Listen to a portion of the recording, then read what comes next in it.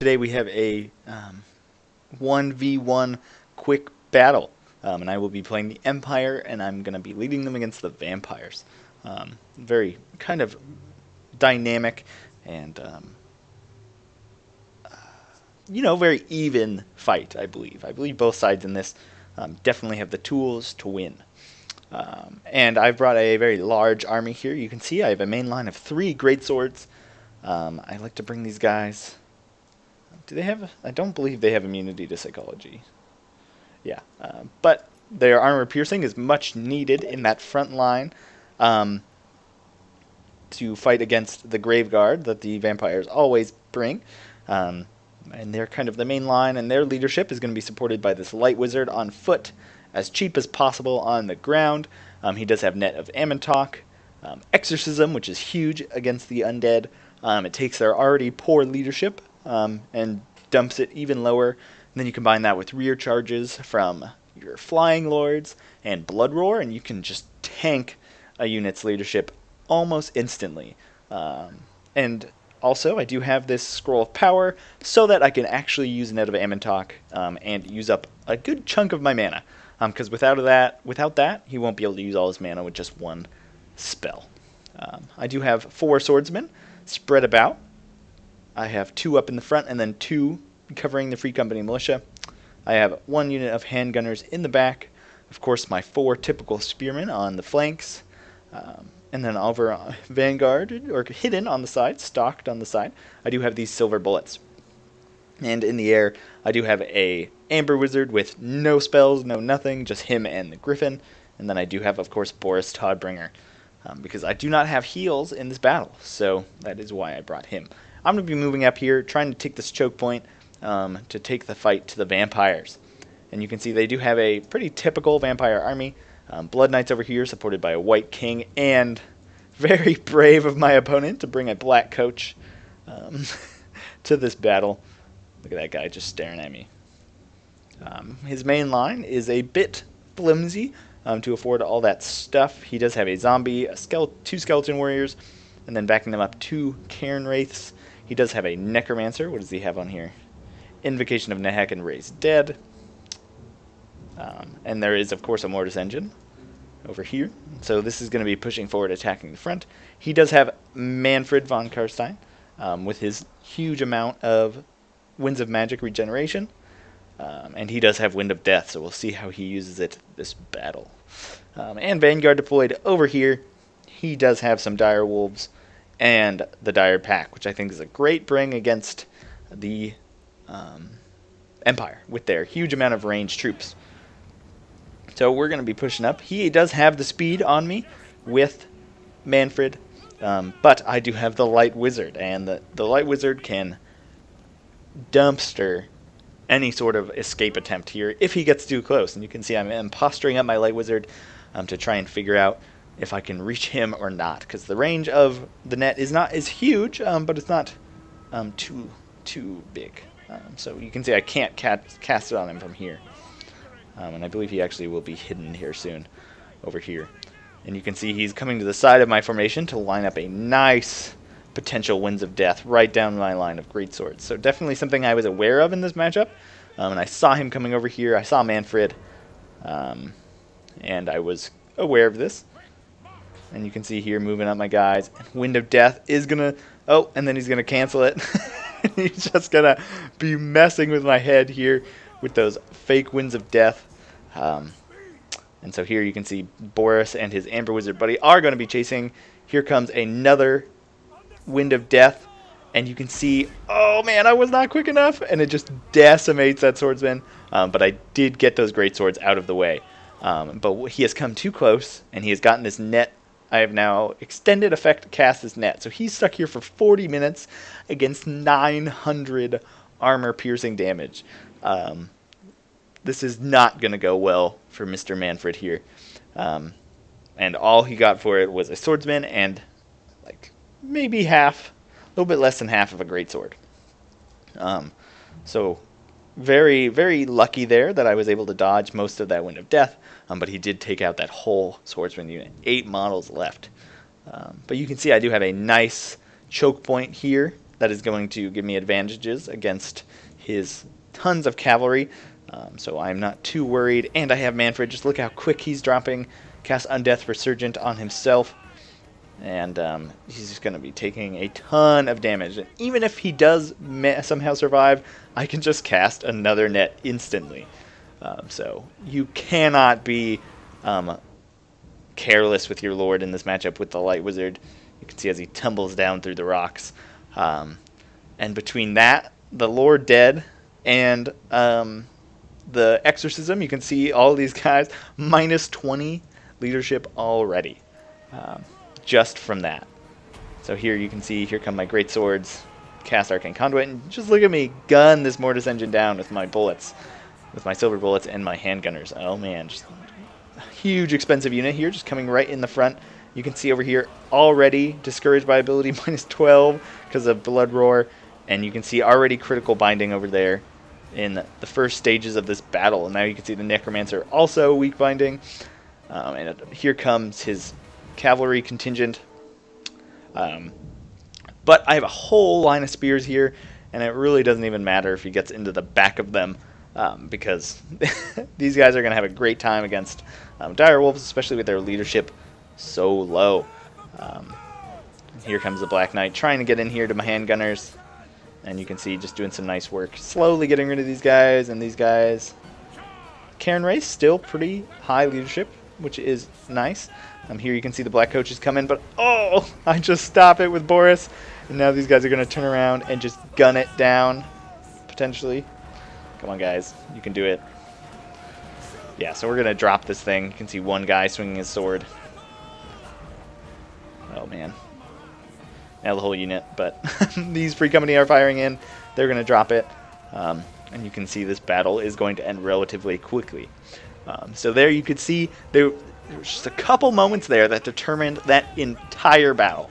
That Wind of Death, me dodging the Wind of Death, and then also him getting a little too close with that, with Manfred. And with that Light Wizard, you cannot risk that. It is imperative that you keep your Lord alive. And with that Light Wizard and my decisive air advantage, you know, it was very risky. And he almost traded there, my front line, for Manfred. And maybe then it would have been an even fight if he had gotten a whole Wind of Death. But I still think it would have been a trade there between Manfred and the front line.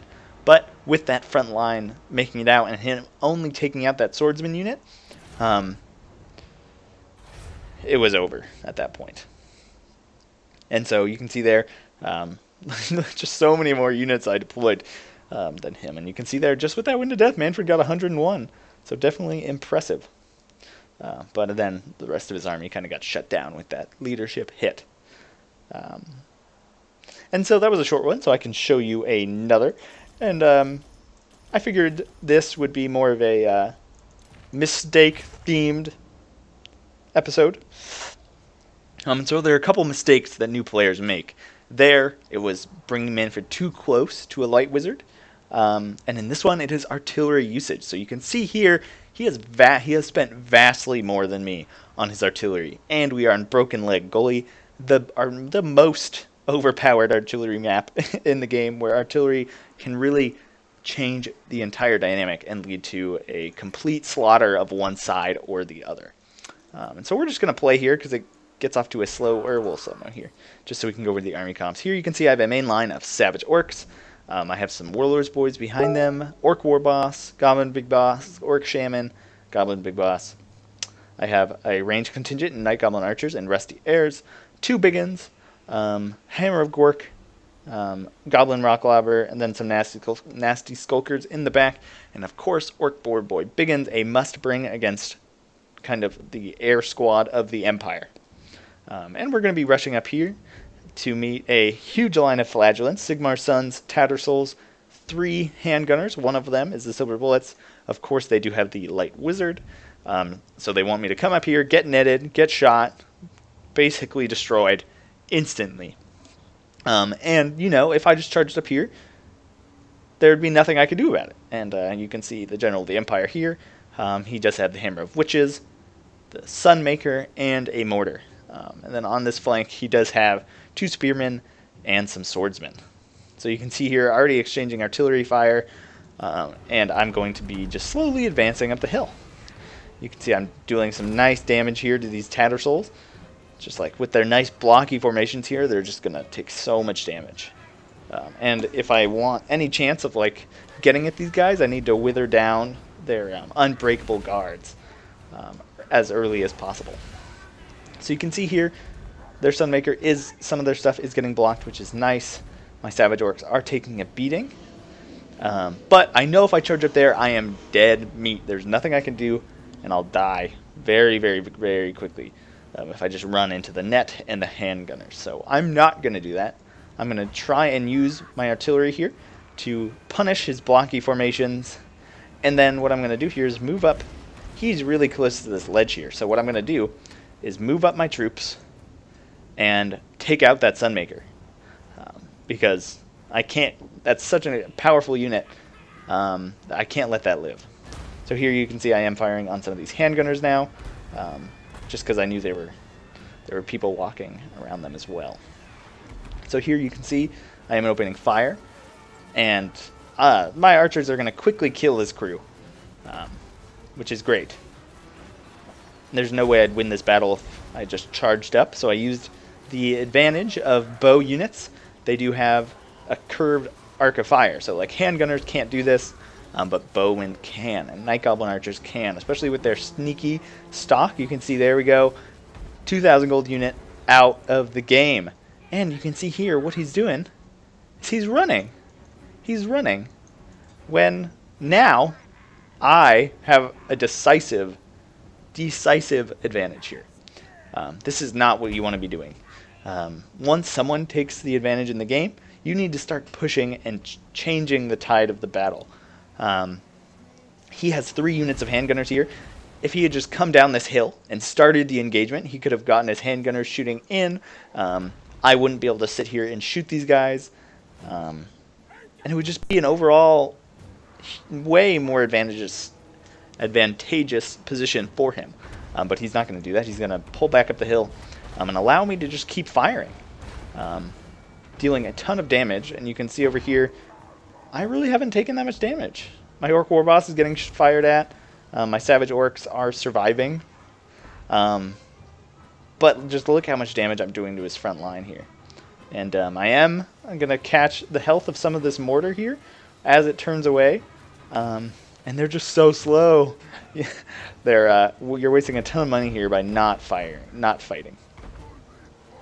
So you can see here, he's actually going to lose both his artillery pieces, only have the Hammer of Witches left, and you can see that is retreating as well.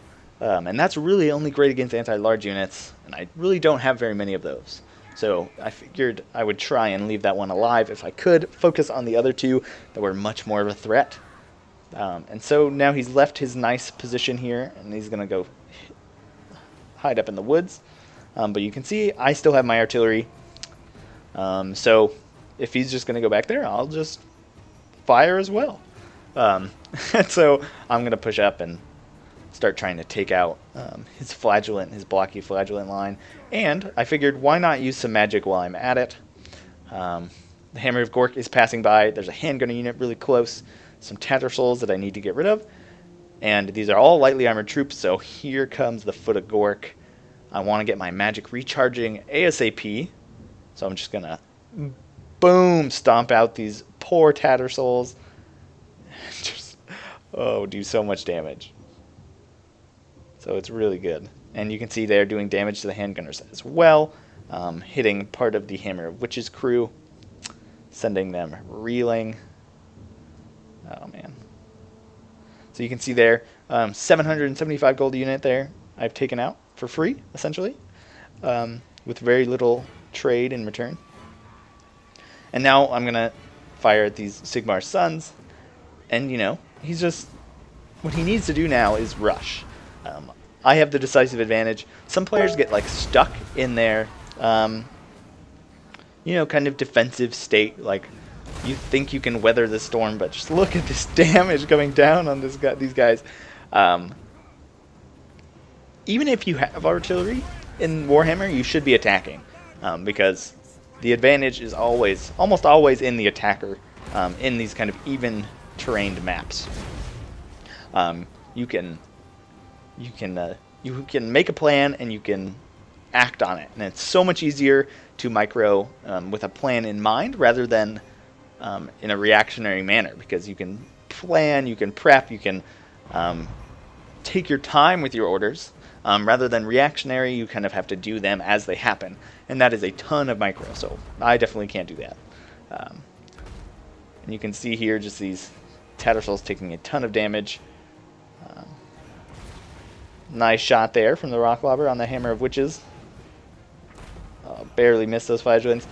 And, you know, playing defensive, you know, it feels like the right idea. And tons of people do this exact same thing.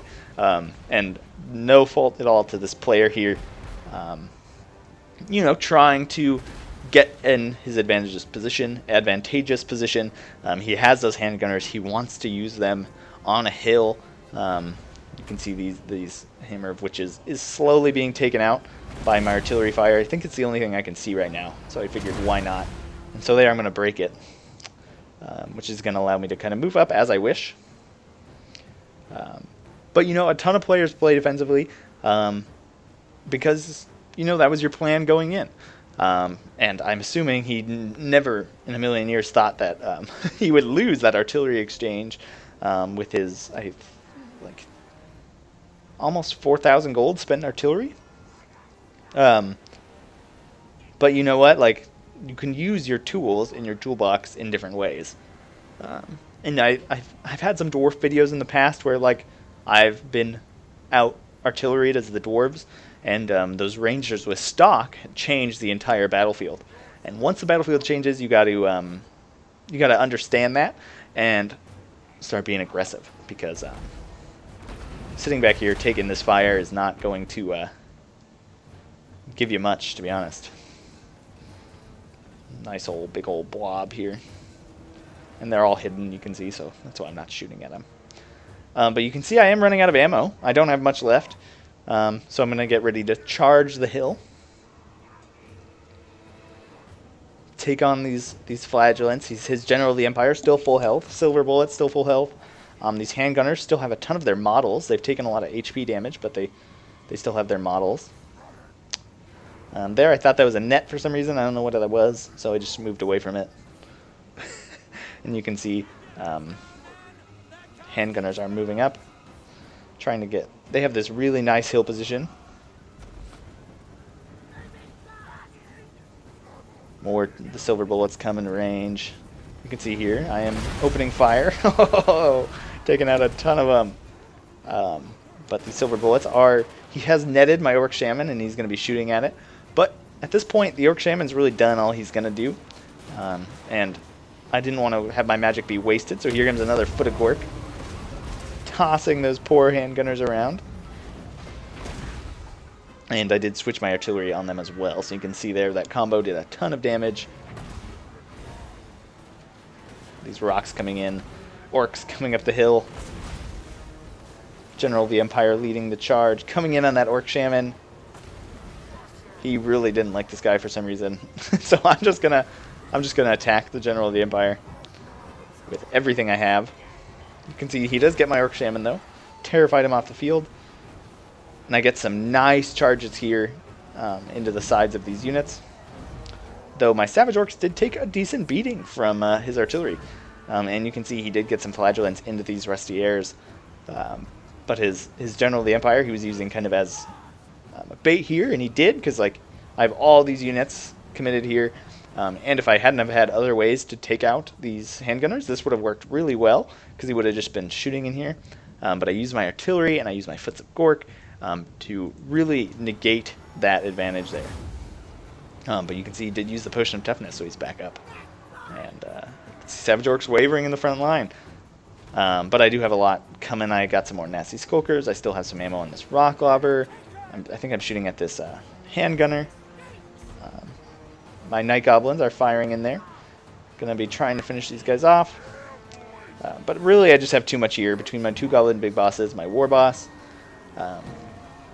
There is really no coming back from this one. And so just yeah, just a couple of mistakes that these players made. Um, being too risky with your Lord can definitely lose you a game, and being too defensive can definitely lose you a game. And that, that's just something you got to learn as you play Warhammer. Is those things can determine the entire battle. And what is a vastly cheaper artillery force can succeed if properly supported with rusty airs and other things. Um, if he had just like set up back here, he probably would have won this battle. So just small things like that. It's just instead of being right here, just falling back, being careful, can really change the game. And then also remembering to change your tactics can really change how a game plays out and shift things back in your favor if they're not necessarily going your way. You can see here the Hammer of Gork and the Goblin Rock Lobber both doing really well. And yeah, some just decent kills all around. The archers did okay. Those Savage Orcs didn't do very well, but they did get hammered by these guys. Yeah, and so great game to Elijah.